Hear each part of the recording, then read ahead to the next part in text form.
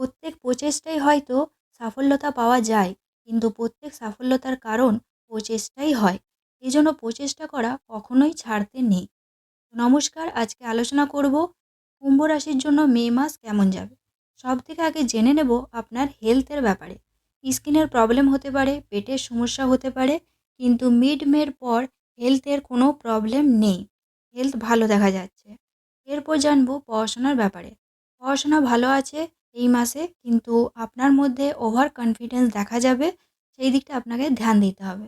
এরপর জানবো লাভ লাইফের ব্যাপারে। লাভ লাইফে মিসআন্ডারস্ট্যান্ডিং তৈরি হতে পারে।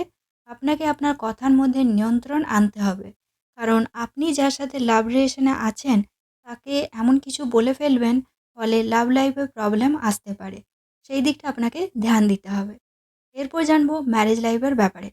ম্যারেজ লাইফ ভালো আছে, কিন্তু আপনার লাইফ পার্টনার ব্যস্ত থাকতে পারে নিজের কাজ নিয়ে, বা কাজ পরিবর্তন হতে পারে, কাজ নিয়ে ট্রাভেলস হতে পারে।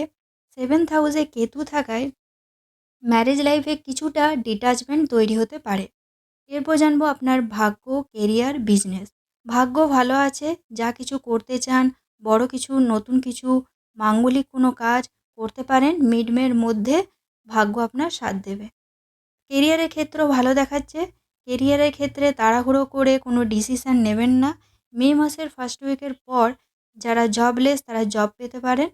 বিজনেসের ক্ষেত্রে ভালো দেখাচ্ছে মিড মের পর থেকে। তো নমস্কার, আজকের মতো এই পর্যন্তই।